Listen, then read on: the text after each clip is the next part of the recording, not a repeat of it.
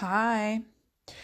So tonight's little snippet for you is something that I wanted to share. I always just share what really comes to mind for me in the day, um, whether that be through talking to other people or whatever it is. But today, one of the things, a reminder, I suppose, that I want to share with you, and for you to share with others, is at times like this when people, oh, any time actually, not just times like this, where people are worrying for themselves. We can also get quite good at worrying about others, particularly if you're a parent.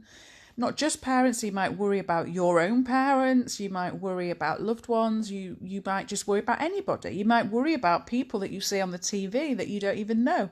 You might worry about the NHS staff that you don't know personally. And the thing is about worrying about other people, we don't need to worry about others in order to show compassion and show that we care. There is a huge difference. And particularly while people are in together at the moment and people are, if you're not on your own, or maybe you're in and you're in with your children and your partner and you're spending more time around other people than you would normally, without breaks, that it's easy to get caught up in worrying about them, trying to figure things out for them. Are they okay? Are they going to manage? Are they going to cope?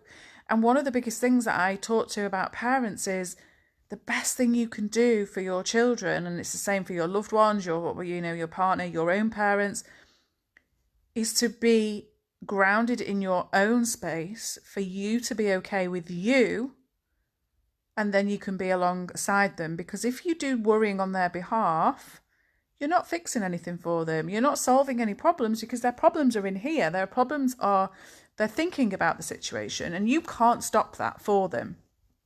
So there's actually no sense in you also worrying. And when you're trying to help people or be alongside people and be compassionate through a place of worry, you're not really able to listen that well and be compassionate, because you're so in your head worrying about how you're going to fix them and how you're going to make things okay. So I just wanted to say that really, because I think there can be a tendency when we're sort of together more often and like all in one space for this cycle of worry, I notice. So parents are worrying more about children are worrying more about their parents, not just children, parents, but all sorts of loved ones. And this can spiral. And worrying about other people is just as unhelpful as your own sort of levels of worry. I know we do it, but again, it can be a distraction, can't it? Oh, I'll worry about how my children will be, or I'll worry about how my partner will be. And that takes you away again from being present and grounded, because you're in here worrying. So if you want to help people, and people talk about, especially in my industry, about becoming compassion fatigued, like giving too much compassion that we get fatigued with it. Well, seeing as though we're made up of love and compassion at the core, we can't possibly run out of it. We can't run out of it. We've got more than enough love to give to everyone and anyone, including ourselves. We've got more than enough love to give. We're not going to run out of that. What people are talking about when they become compassion fatigued is that they're not just being present with somebody and showing love and compassion. They are putting huge responsibility on themselves to make sure someone else is okay, worrying on their behalf, trying to figure out for them, trying to fix for them. So if you're finding yourself fatigued through trying to support others, you don't need to do that. You can show up, you can be there, you can listen, you can show compassion and love, but you don't need to figure it out for them. You can't. In fact, you can't. So I just wanted to really give you permission that if that's you, to allow yourself to take a step back and see that they are also going to be okay as well as you are, and that it's not your job to fix everything. So I just wanted to share that. Hi, Alison. I just wanted to share that really, and I thought I'll see if anyone's got any. Let's stay on for a couple of minutes, see if anyone's got any questions.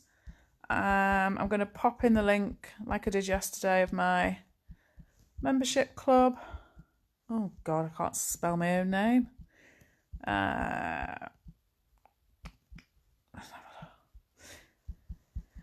Because I've slightly changed it so that it's more accessible for people, and there's also 2 weeks free for people at the moment. Living your best life. Ding. So I've just put that there. Hi, Paul. So how are we all? And as ever, I know I say this, or I'll say it every time, I would love it if you'd share the video so that other people can access. Gina, it's like the difference between sympathy and empathy. Yeah, people think that they can burn out through empathizing. We can't. If you're burning out, it's your thinking. It's your thinking. Hi, Philip. Yeah, it's gone really quick today. I've been working today. I have had clients today over the telephone, and I've started a new course, which is currently available to my premium members, an OCD course, which I started today. What do you do in the group? I'm struggling really bad at the moment. So, Vicky, the group is really, the stuff that I talk about on here, the 3 principles, the stuff that changed my life, basically. I just coach people and teach people about it. I talk about it. So what happens is I do a live coaching call every Thursday night.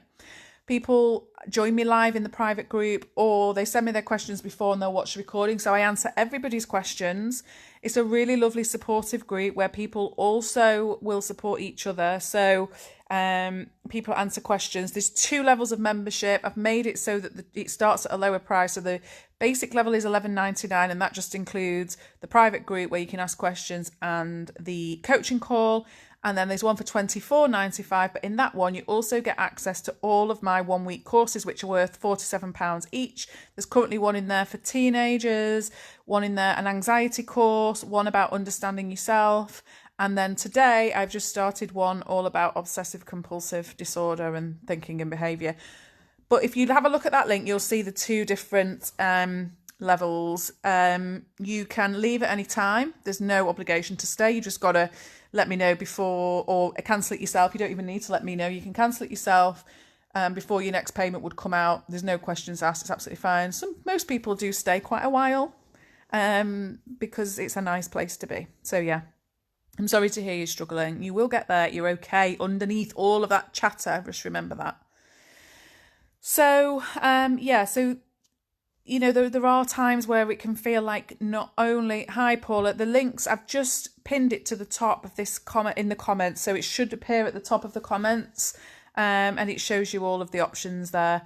But yeah, so at a time like this, not only do we worry for ourselves, we worry for others. And really, the best thing you could ever do for anyone is listen, be alongside them with compassion and love. But for us to really be in a space of love and compassion, we need to feel present. And we're not going to feel present if we're in our head trying to fix all their problems and wonder what's going to happen to them, and then it's how it's going to impact on us and blah, blah, blah, blah, blah. Nobody's then present. Thank you so much, I might join. Oh, do come and join us. I'm sure you'd like it. It's a lovely group. There's lovely people in there. Thank you, I can see it now, no problem. So yeah, so I just wanted to say that, and because again, it's an interesting one, isn't it, about listening, because we think we're listening to other people, but often we're not, because in our head we're thinking about what they're saying, what they're going to say next, what our answer's going to be. And if we're even 2 seconds ahead of what they're saying, we're not listening. We're absolutely not listening. So the best skill you can have to support any loved one is to learn or to notice whether you're actually properly listening or not. Because if you listen to them, they'll feel it.